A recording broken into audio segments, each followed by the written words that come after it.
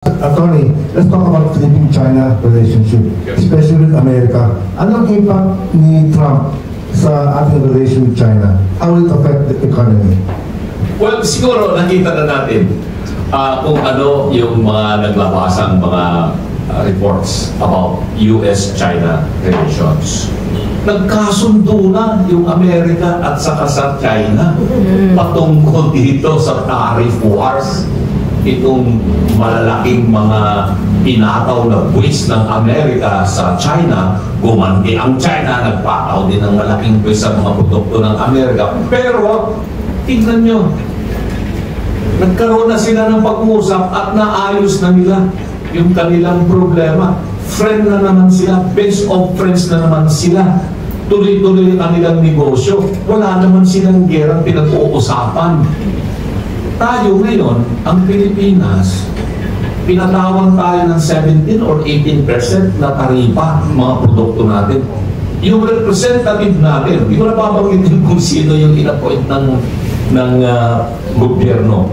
Ando doon sa Washington, nakikiusap pa rin doon na harapin siya ng Trade Commissioner, ng Secretary of State.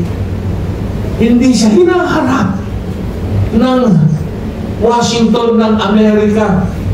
So hanggang ngayon, nakabinbin pa rin ang kapalaran ng Pilipinas pagdating dito sa taripa ng mga produktong galing sa Pilipinas na binibenta natin sa Amerika. Alalahanin ninyo, meron tayong trade surplus sa Amerika. Ibig sabihin yan, mas malaki yung mga produkto natin na ibebenta sa Amerika kaysa produkto ng Amerika binibili natin. Eh bakit kung talagang kaibigan-kaibigan tayo ng Amerika at paborito tayo ng Amerika dahil marami tayong mga kababayang Pilipino American citizens, bakit ang Pilipinas tulad ng mga ibang mga bansa na naalarma doon sa pinataw na taripa ng Amerika hanggang ngayon di makakuha ng kasunduan? Di pa nga yata makakuha ng appointment ang gobyerno ng Pilipinas. Samantalang ang China, na yung pinapalabas nilang mga istorya rito sa media, lalo-lalo na yung mga warmongers, sanabi nga ni Senator Cusiting yan, mga war freak, no? Na magkakaroon ng gera sa Pilipinas at China, ganyan, kaya bibili tayo ng bilyon-bilyon ng mga eroplano at mga missile sa Amerika. Ang China at saka Amerika, best of friends sila. Inimbita na nga ni President Trump si Xi Jinping na pumunta sa Amerika para sa state visit. Tapos ganoon din si Xi Jinping, meron na rin invitation na pumunta si Trump sa China. Kaya itong sinasabi ko, mga pinamahal na kababayan, ayusin natin yung ating foreign policy, yung independent foreign policy natin. Alalahanin ninyo, napakalaki ng ating trade relations sa China. Umaabot po yan ng $60 billion taon-taon ang ating negosyo sa China. Meron lang tayong malaking trade deficit naman. Mas malaki ang mga amount ng mga produktong binibili natin sa China. Hindi ko nagkakamali, nasa mga $44 billion mga produktong galing sa China na binibili natin at ginagamit sa Pilipinas. Magmula dyan sa inyong mga sapatos, mga damit, mga cellphone, etc., etc., lahat po yan galing sa China. Tapos tayo naman, may binibenta tayo sa China, umaabot din ng mga $12 to $14 billion. So, ganyan kalaki yung ating trade volume ng negosasyon natin sa China. Eh, bakit natin isasakripisyo itong napakalaki na relasyon natin dahil lang sa pagnanais ng ibang mga grupo sa gobyerno na bumili tayo ng armas, panggera? Aanhin natin yung 20 F-16 jet fighters na nagkakahalaga ng $3.8 billion na bibilhin natin. Samantalang yung F-16 na yan, obsolete na po yan eh. Hindi na po yan uso. Kaya basura na yan sa Amerika tapos bibilhin natin. Eh sabi ko, bakit?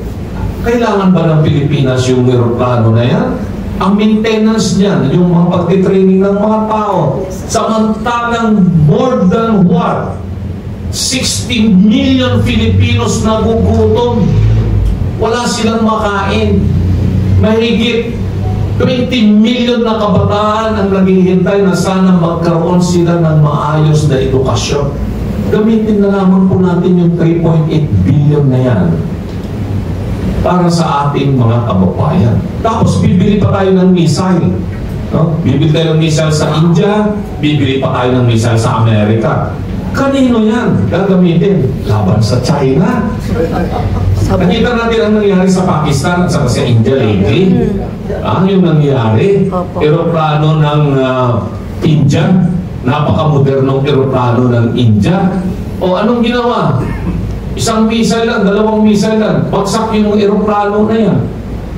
Saan galing yung missile na yan na ginamit ng Pakistan? Galing ng China. Hindi natin kailangan pong makipaggera kahit na anong bansa. At ako nasisiguro, hindi magkakaroon ng gera ang Pilipinas at China. Pero, alalahanin natin, huwag natin isurrender yung West Philippine Sea sa China. Ipaglaban po natin yan dahil atin yan eh. Under the UNCLOS, atin yan under the Arbitral Tribunal Award. Pero sa pag-i-implement ng karapatan natin, daanin natin sa mapayapang usapan at maraming mga paraan sa pakikipag-usap diplomatically. Hayaan natin yung ating Department of Foreign Affairs. Hayaan natin yung ambassador natin sa Beijing. Ang galing-galing niya, si Ambassador Jaime Flor Cruz. At saka yung mga opisyalis po ng Department of Foreign Affairs, Undersecretary Tess Lazaro, napakagaling. Sila yung merong kapangyarihan. Bigyan natin sila ng full diplomatic authority na makipag-usap ng maayos sa China. At palagay ko ang China makikinig po yan. Pero pag tatakutin mo at sasabihin mo, meron na kaming 20 parating na jet fighters na F-16 sa Amerika. Meron kaming 200 missile na binili sa India, Askars at saka Bravos missile. Meron kaming Typhoon missile na dinala na ng Amerika rito, nakadeposito dyan sa Ilocos na pwede namin gamitin. Pinagtatawanan lang tayo ng China niyan. Sabi ko nga, kung gusto natin maging modernize yung ating armed forces, yung military natin, yung security natin, umpisagan muna natin. Huwag na tayo mag-manufacture ng aeroplano at saka missile. Drone na lang, drone. Umpisahan po natin yan. I-open lang natin yung Foreign Investment Act, yung Foreign Investment Law. Tanggalin natin yung nasa red list or negative list ang tawag po dyan. At payagan natin yung foreign technology Israel, kung Israel bilib tayo sa kanilang drone, mag-invest sila dito sa Pilipinas para sa manufacturing ng drone. Dahil sa ngayon, yan ang pinakamadaling gawin, yung drone. At napakamoderno ng mga drone ngayon. Hindi magkakaroon pa tayo nakita mga modernize yung armed forces. Isa tayo bibili ng missile at saka mga aeroplano na hindi natin magagamit.